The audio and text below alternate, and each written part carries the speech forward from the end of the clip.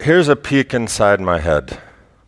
On sometimes immediately upon concluding one sermon on a Saturday, like immediately, the first thought that I have is, oh God, help me, I've got to do this again next week.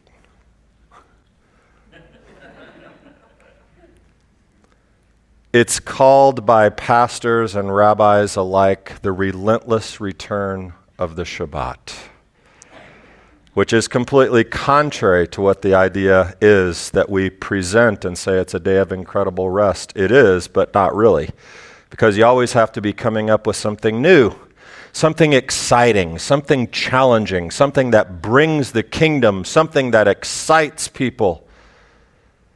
And sometimes that just doesn't happen. Like this week, where I prepared a complicated message of, just, wow, let's figure out something amazing to share. And I'm asking God, and there's just nothing. And I'm reading over the notes that I've written, and it's like, I can't say this. And I'm asking God, what do you want me to do? I mean, I don't feel any connection to anything. This is my job. I can't have rabbi writer's block. I've got to be able to do something here. What do you want me to do? And he said, I want you to listen. You talk so much. I want you to listen to what I'm saying, not to you, but to the world. And once you've actually heard it, then I want you to speak, and not until then. So that's what I did. I sat back and I listened, and I said, nothing's coming. What do you want me to talk about? I want you to talk about life. And I'm not saying I had this audible conversation with God. It's just in my head, but he was there. I want you to talk about life. Okay, great. What about life? Do you want me to talk about how life is unpredictable, tragic, fragile, hard? How about that, God? Is that the conversation? How about the fact that out of nowhere 110,000 people died from something that we never saw coming? Well, more people die from the flu. I know, but all those people died and the 110,000 people. You can't say that. Life is unpredictable. Things happen. George Floyd is dead. So is Ahmaud Arbery. They shouldn't be dead. Life is tragic and unpredictable.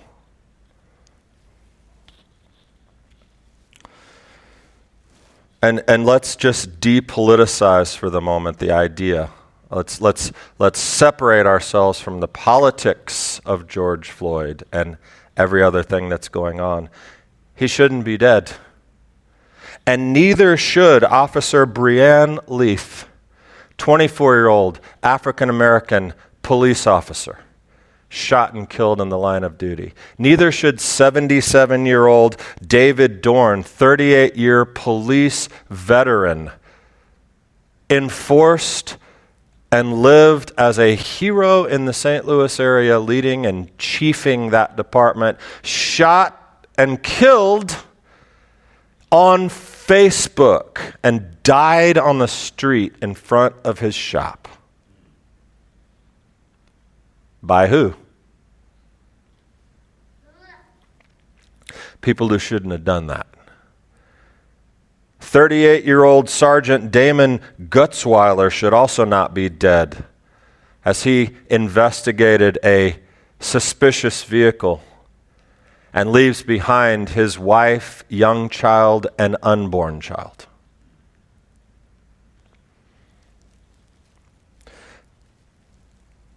And it hits home here because life is tragic, hard, and unpredictable. Gil Held fell down and hit his head, and he's dead now. He's gone.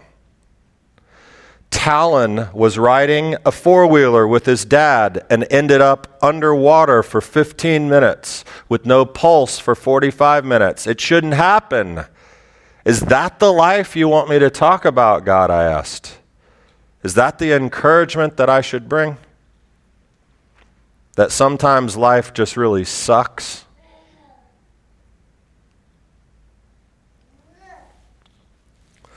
Or how about, I know what I'll do. I'll go back and I'll read the New Testament. There's always encouragement when I read Yeshua and the Gospels. So let's take a time trip back to the Gospels. And let's look at what life was like then. And imagine this. Not long before Yeshua was on earth, there was this thing that happened that was called Hanukkah, sort of. That's not what it was called. But you know what it was about? It was about people coming in and saying, Jews, you should all die. And if you don't die, you should live like Greeks. And you should reverse your circumcision. And all this other kind of weird, crazy stuff that was going on. But they triumphed through that. And so they came back around, but not without cost, because now what happened is the government, in essence, got completely corrupted and polluted. And the temple, the holy dwelling place of God, became a business. And the priesthood became somewhat corrupt. And all the while, people are coming in, and Israel's still not free. The Jewish people aren't free. Around Yeshua's time, Rome was there. Rome tolerated Jews, tolerated them, but they didn't like them, and they set up idols and ideologies that were completely contrary to God. Well, but at least everyone was getting along, right? Nobody got along. The Sadducees, the Pharisees, the Essenes, and one of my favorites, the Zealots, also known as the Sicarii. Why? Because they carried daggers under their tunics, and if they saw you doing things that they thought were not Jewish enough or anti-Jewish, they would stab you with them. All the while, the new sect is emerging called the Way, which is followers of disciples of Yeshua. Nobody got along. And my goodness, that kind of sounds like this year. The year of 2020, we should call it the year of why not? I mean, the year of what else? I'm waiting for, when pigs fly, I'm waiting for Porky Pig to fly into my windshield when I'm driving home. But you see, in the midst of everything that was going on in Israel, this man stood up and stood on a rock or a cave or a hill or wherever he was giving his message. In the midst of everything that was going on, he said these words, "Blessed are the poor in spirit, for theirs is the kingdom of heaven. Blessed are the meek, for they shall inherit the earth. Blessed are the merciful, for they shall obtain mercy. Blessed are the pure in heart, for they shall see God. Blessed are the peacemakers, because they will be called the sons of God."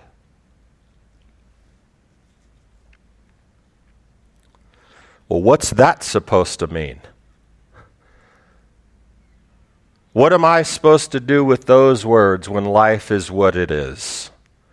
When I look around and see what's going on, how is that supposed to help me navigate the difficulties of life? What good do those words do? Some vague thing when life is crazy. And so for a strange departure, let me go from Jesus to James.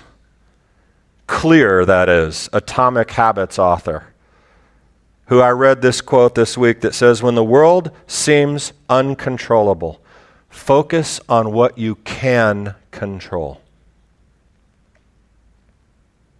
When the world seems uncontrollable, focus on what you can control.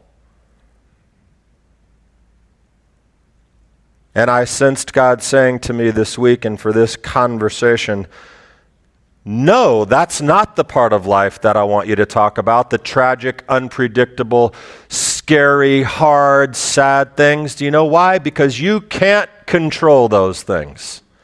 They are out of your control. I am in control of those things. That's not what I want you to focus on. And friends, listen to me. The idea that we can change the world, I'm sorry, by the end of this, I will have offended someone or maybe a lot of people. But the idea that we can change the world, the idea that we can fix the system, the idea that we can legislate fairness or legislate morality, the idea that we can convince racists to not be racist, the idea that we can make all mean people nice, we can't do it. And I'm sorry to be a downer.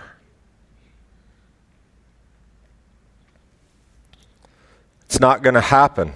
You know why? That's life.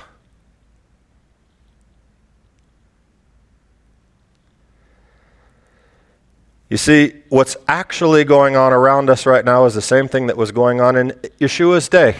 It's an issue-driven culture and the subsequent response. An issue-driven culture. It's all about the issues. We're fighting over X, Y, Z, whatever the thing is, and by God, we are going to defend that position at all cost, come hell or high water. So, Damian, you're suggesting that these important issues don't matter? Man, you sound like a liberal. Or on the other side, wow, you sound like a far right-wing extremist. You know what's wrong with issue-driven cultures and subsequent response? First off, most of the time, the responses are completely ignorant and illogical and done by stupid people, which we're witnessing all over the place.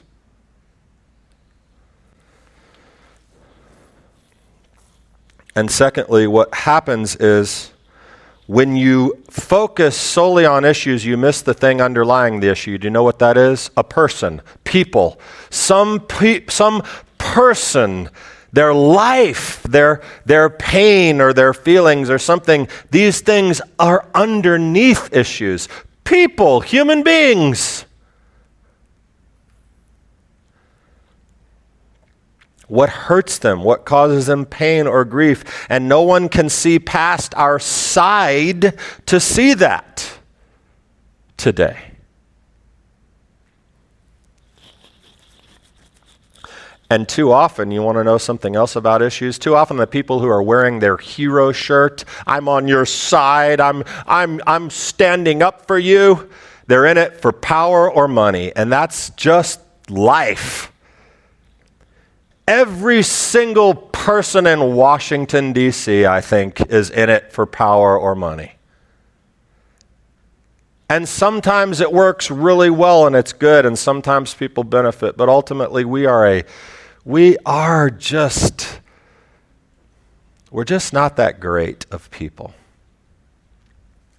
But we're trying, some of us.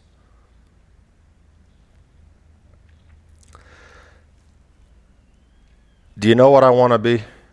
I want to be Ashrei. I want to be blessed. I want all of us to be blessed. And do you know where blessed is? It's in the middle, as a peacemaker, for you shall be called the sons and daughters of God.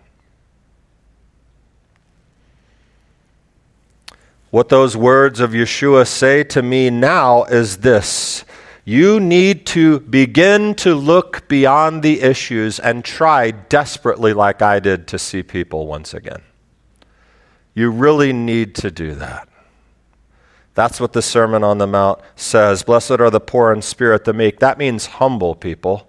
That's what he's saying. Be humble. Blessed are the pure in heart. Have genuine motivation to see someone happy or to be better or to change something.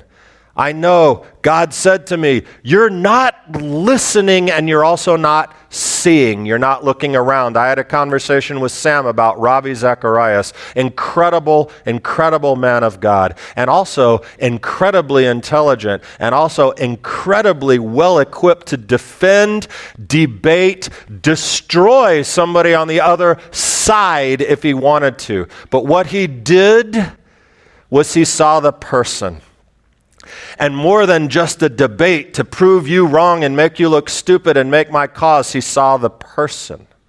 He saw what was their humanity, or why they did what they did, or who they were. And he was a master of connecting with people, and in the process positively affecting their lives and the rest of the world.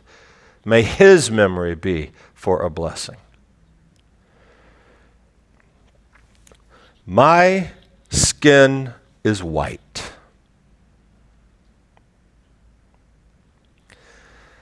I'm not privileged in that.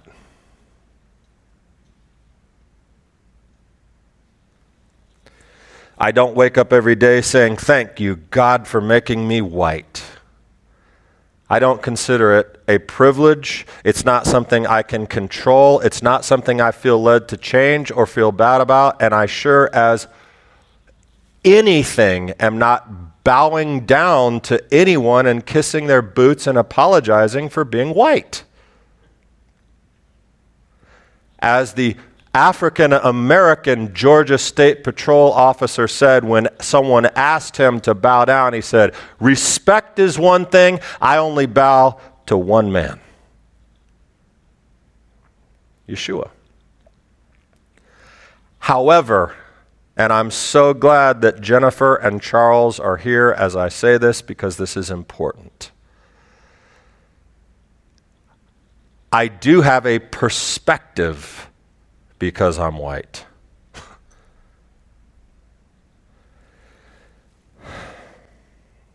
And I understand that it is actually the only perspective I have. It's not a privilege, it is my perspective. And it does, no pun intended, color things. It makes me see the world a certain way. It is undeniable. Granted, I'm Jewish. I understand a little bit more than the average person about what it means to be hated or singled out because you're different.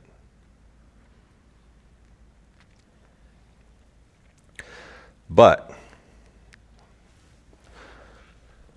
seeing past your perspective is very important. And I read this young African American's quote in a magazine called The Athletic. Eric Stevens is his name. And he's talking about the residual anger and the pain from experiences of racial discrimination. He wrote this, and I quote, "Don't try to relate. I don't want you to. Just understand. Just acknowledge that in some ways, our existence, that is between black and white, will always be different than yours. Our existence as black people will always be different than yours. Don't be afraid to stand up if you see someone being mistreated. Don't be afraid to speak up and have a conversation about race in public, and more importantly, in private." And do you know what? Those words struck me to the core, because you don't think about that if you're white. When you drive through a neighborhood, you don't think about people looking at you and saying, what are they doing here? And that happens. That's real. That happens. And this guy is saying, I don't want you to try to be me or think like me. I just simply want you to understand that it's the real world that happens for us. Well, I know, but you know, African Americans make up only 13% of the population, and 44% of the crimes are and black on black. So what? I get it. It doesn't change what that man said. We can sit here and we can argue about stats.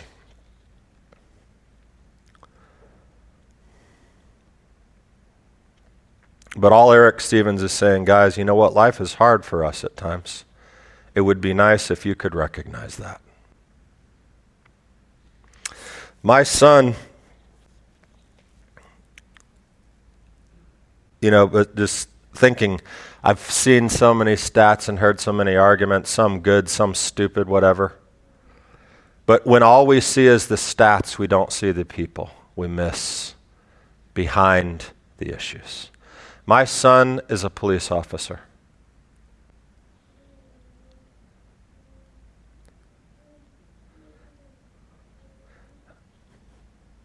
My son,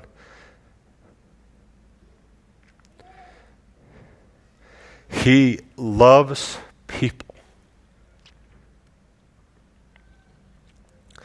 He has always loved people.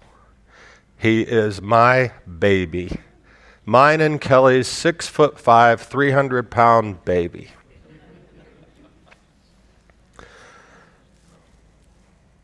He is Savannah's husband, and he is soon to be a little boy's dad.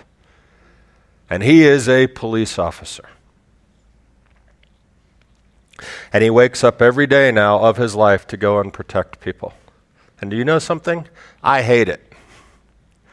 I want to say I'm so proud he's a hero, but I hate it. Do you know why? Because I am concerned that somebody who only sees the issues of police brutality and thinks that all cops are bad and should die, I'm afraid that someone's going to hurt him. And listen to me. Don't you dare anyone tell me that he's a bad cop, a bad person, a racist, a scumbag who needs to be wiped out, because you see, you don't see him. You're not listening. You're not looking. And when you tell other people those things, people get hurt because they buy into the lies.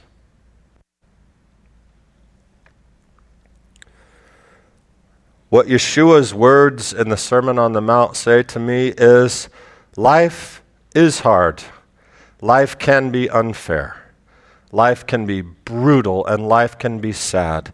But life, by our choices, can be meaningful and can be blessed and can be beautiful, but it's probably not going to be found arguing in the issues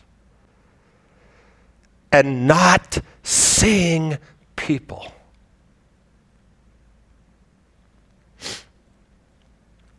It's going to be found in the people, likely one person at a time. Just see them, hear them, be humble, be merciful, be pure in heart. And for the love of God in heaven, can we please seek peace? Blessed are the peacemakers, for they will be called the sons and daughters of God. Life is hard, it's unfair, it's short, as we have observed, and it is painful at times. Blessed are the peacemakers. That peace is not coming from Washington, D.C. It's not coming from a protest. It's not coming from a town hall meeting. It's not coming from a charity fundraising event or a synagogue or a church service. The peace is being made out there, one person, one relationship at a time. Only God can change the world. That's what I'm talking about. We can't do the things that people say we can do, but we can change ourselves and one relationship at a time. Blessed are the peacemakers. Man, I just can't wait to get back to normal. Let's get back to normal. What if normal's not worth getting back to? What if what we had is not what we should go back to? Let's get back to good, uplifting messages. Let's get back to learning Torah. Friends, this is the Torah. This is living out the Torah. And if you can't do this, all the learning in the world does not mean a thing. Today is the only life you have. Come now, you who say, today or tomorrow we'll go into such and such town and spend a year there and trade and make a profit.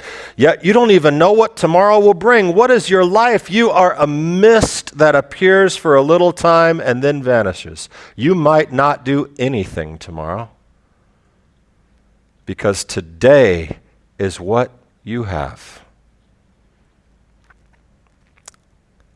Listen and look at the people around you. Hear them, see them. That's up to you. Oh, say shalom bimromav, hu yaseh shalom aleinu. May he who makes peace in the heights make peace for us.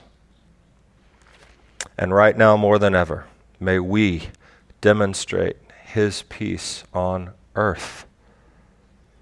Blessed are the peacemakers. Shabbat shalom.